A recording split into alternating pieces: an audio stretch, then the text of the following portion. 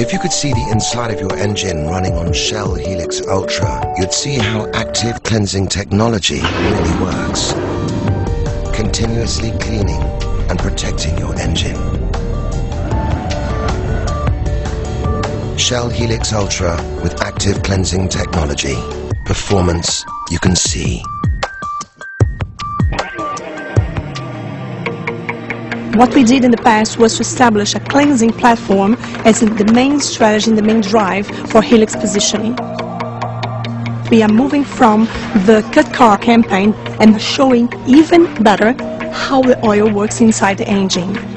When we start to brief the agency, we were saying that we should show that we can clean as nobody else. We thought if you could see the oil inside your engine, what would it look like if it was using Shell Helix Ultra? And we thought about X-rays, but felt there might be a better way to do it, in a way that didn't involve CGI or some kind of post-computer enhancement. We always get very strange requests coming in. This was one, you know, can we make a Perspex car?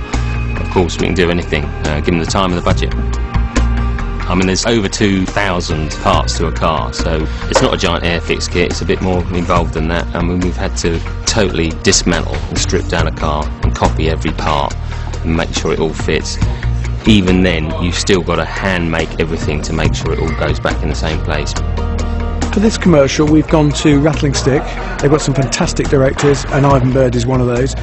The others tended to get a little bit absorbed in the idea that we were going to make and photograph a glass car, and that was the story. Ivan got excited about the fact that that was only the start of the story, and the real story was putting oil into the engine and making the oil in the engine experience not the product bit that you have to fit in, but to actually be the central spine of the story. The engine is twice the size of the real engine.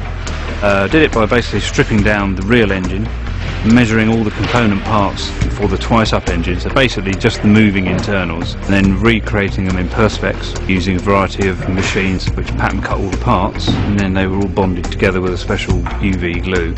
Because it's all Perspex running on Perspex, it has to be reasonably precise, but just with enough play so it doesn't all seize up. Most people think the oil just sits in the bottom sump and then just splashes around an engine, but what you'll see the oil move through the very fine oil ways into the bearings, and it's these oil ways that we believe are critical to keep them clean, to allow the oil to flow to the contacts in the engine, to keep the engine performing how the engine designer intended it to.